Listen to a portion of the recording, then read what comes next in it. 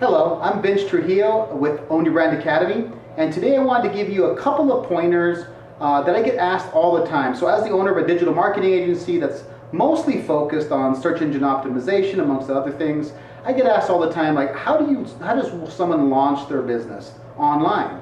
And most times the type of person asking me that question falls into two main categories. Either a local business, that means they have a retail location somewhere in a market, maybe they have one or a few locations even in a city or a couple of cities, and they're like, well, I'm trying to fix my online presence. They call it brand presence, they call it search optimization, any number of things, and they're like, hey, give me some advice on that. Like, how do I get my local business to get more customers to find me, either for my particular business name. So some local businesses don't even set themselves up so that the people in their local market can find them easily online for their own name, or it's getting confused with other businesses in the area or even outside the area, and much less getting found for the product or services they want to get found for. And the second category is an entrepreneur, and that's somebody who's not necessarily focused on a local market area or doesn't have a business address necessarily that they're trying to, a local area that they're trying to get found in, or maybe they are, but they're mostly focused on their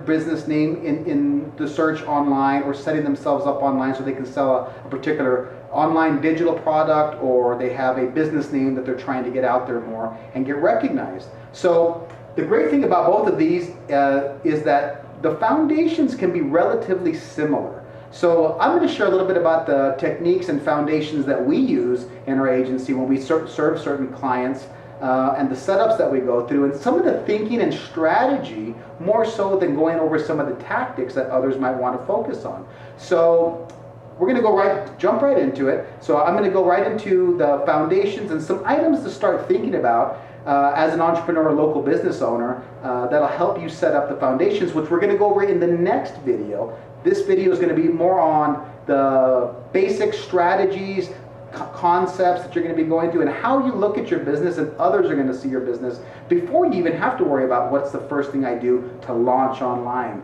per se. So we'll be right back. So as we get right into this, one of the first things that a lot of businesses and entrepreneurs focus on first is the name. So we're going to start there with name, because that might not be the most optimal place to start, but a lot of people focus and start with a name. I want to name my business this, or I want to name it that. Then they come up with a name, and then they decide how they're going to get that found online, or they're going to do their marketing, or they're going to do their local business networking, whatever you're going to be doing with that. But let's start on name just to start with. So if you're going to start with a business name and you have some ideas, the second step I go through is do a little bit of preliminary research. So the research that you want to do is kind of figuring out what is already out there for my name and the business name that I'm going to be going with, or even my personal brand for that matter. And I'm going to do first, I'm going to go into Google, I'm going to do a search for that name. If you're a local business, you're going to want to do a search for that name plus the city. And if you're just an entrepreneur, or you have a product or service, and you have this great name idea, go and search for it first online and see what the Google results come up with. And those results are important because that's usually what you're going to be competing against when you first launch your business online. So go do a Google search and see what the results come up with.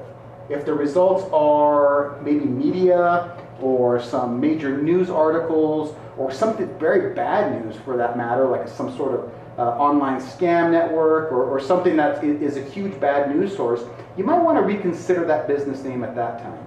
And also at the same time, you're going to be able to see how your competition, you might have some competitors who named their business similarly because you're trying to solve a particular problem or appeal to a certain demographic. And now that's going to give you the competition and that you're going to have to compete against for that business name first.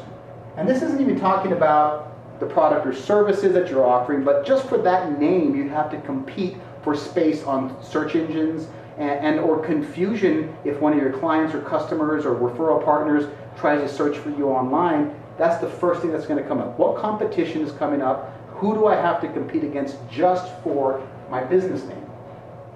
So once you have some of the research down and maybe you make some adjustments to your name or you decide you're going to name it something else, you're going to stick with your name. The next thing you want to go is see if the domain's available. Now, I recommend searching on Namecheap. You know, some people might go to Google. I happen to like Namecheap because at the time of this video, you can also get privacy registration too, so that people can't look up who owns the domain. That's included for free currently as of the videotaping. So go and look up for your domain. If you're going to use GoDaddy or Namecheap, go in and find out if that domain is available. So type it into the search in Namecheap and see if it's available. If it's available, or maybe the .com's taken, but the .net's available. You know, you might check your .com, .net, .org, depending on the kind of business it is. And then they have all kinds of other extensions nowadays. So there is literally probably dozens, if not hundreds, of different extensions you can use if the .com or .net's taken already. And if you've done some competition research and decided that you still want to go with that name and the competition isn't that high, sometimes people just purchase domain names and sit on them. Other times they purchase a domain name and then do a very good job of getting the brand out there. So go and find if the domain's available and then purchase that and go with it. The other thing you want to check on is social networks.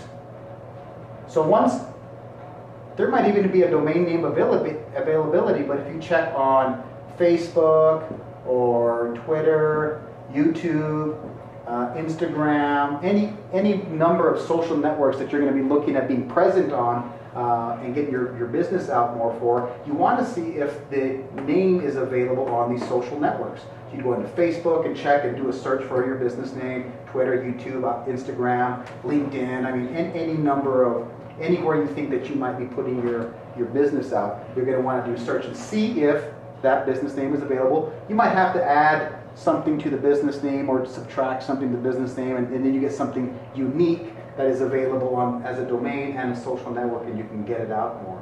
And this is going to be very important later on when we do our business setups and actually set up with things like websites, things like social properties, because they're all going to connect in a certain way that you want to have a nice, tight brand name recognition first and foremost. So I won't go into how to name your business, but this is just some of the research that you want to do once you come up with some ideas for your business. Next, we're going to be going into a little bit about what you do and how you explain what you do to your ideal customers.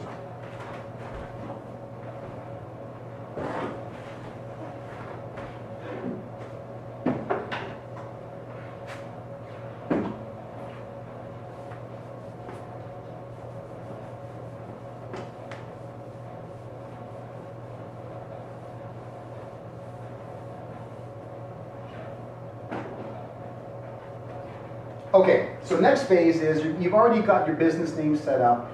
Next thing that people really don't focus on as much, even though they want to launch their business name online right away. I'm going to have you go through a little bit of exercises. Number 2 thing to do after your name, let's start focusing on the who, what, why, and how of your business.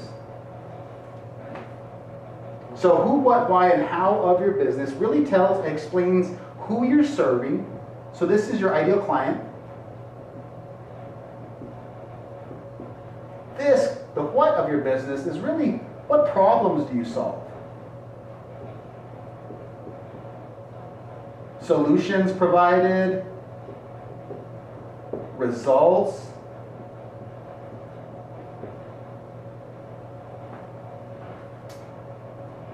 A lot of people don't focus on the who, what right away. It's like, what is your ideal client?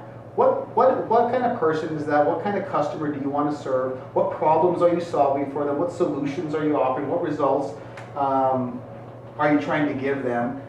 So you need to know what problems your ideal customer has, what needs, results they're looking for.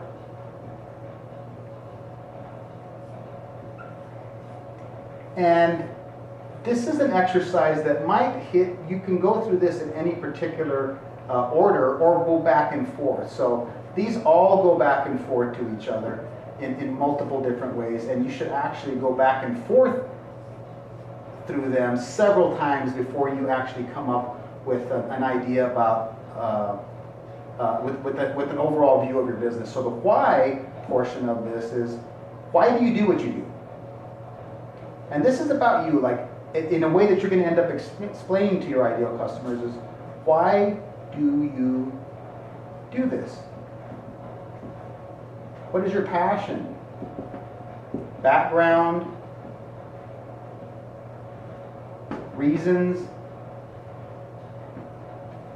And there's so many interesting ways to do a why exercise for yourself. Simon Sinek, he said he had his book Start With Why. It was very powerful when I first started getting into digital marketing online. It was a way for me to kind of reason through of who I wanted to work with, how I saw my day going, why am I getting into this? And the great thing about doing this is that once you go through this a few times, you'll start figuring out, I might not want to work with certain types of clients. I might want to not have to solve these particular problems. I'd rather solve other problems. Or my why isn't necessarily strong enough into this particular market that I'm going in, or business proposition. The how of how you do your business, that can be broken down into how you deliver your solutions to your ideal customer.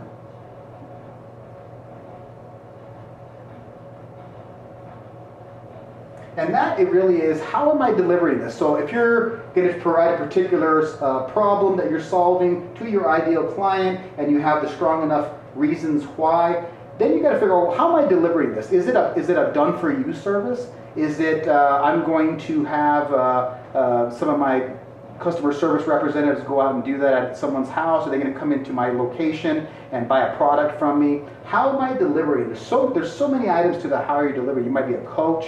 You might have a mastermind group if you're an entrepreneur who's working with a digital or online product, or you might be a local-based business who's going to be serving pizza, or you're a plumber service, HVAC, any number of local-based retail businesses or service businesses. How are you delivering to your results to your ideal customers? And within that, and this is the term I got from a coach of ours, named Alex Sharfin, and he goes into the 5 core functions, and I am slaughtering the way it looks on there, 5 core functions of your business. And that's really how you generate leads, how you nurture those leads,